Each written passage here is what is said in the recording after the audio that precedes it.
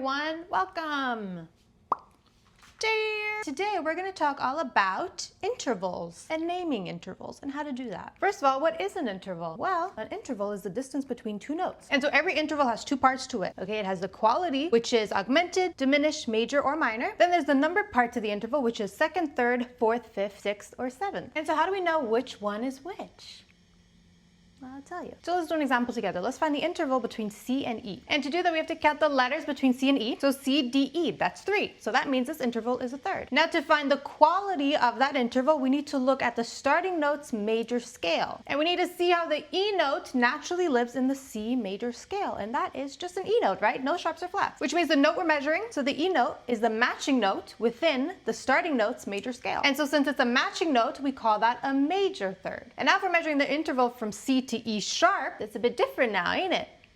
Because the E is now sharpened from the way it naturally lives in the C major scale. So in that case, since it's sharpened, we call that an augmented third. And what about the interval of C to E flat? Well, since the E is flattened from the way it naturally exists in the C major scale, we call that a minor third. And so that sequence of rules applies to all intervals that are either a second, third, sixth, or seventh degree. So now what about the fourth or fifth? What happens then? The logic is the same, we just use different names. If the note we are measuring matches the note in the starting note's major scale, we call that a perfect. So a perfect fourth or perfect fifth. And if it's sharpened, we call that an augmented, that's the same. And if it's flattened, we call that a diminished. So let's do an example together.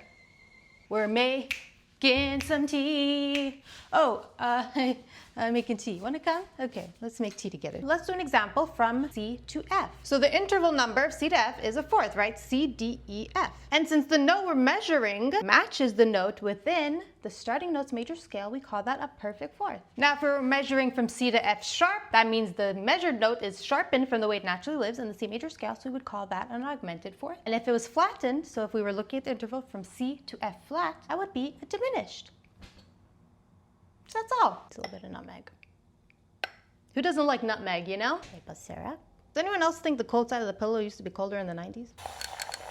Don't forget to go to megantruthmusic.com for the 70-cent guitar study ebook. It's like a study textbook. It's chord shapes, scale shapes, theory stuff. It's all in there, you know? And if you want a more detailed explanation about intervals, I have a whole full-length video. I'll link it down below for it if you want to watch it. So that's all, really. I suppose I'll go now. Don't forget, if your dishwasher has a cold,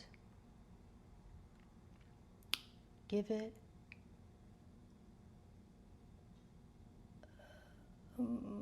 money.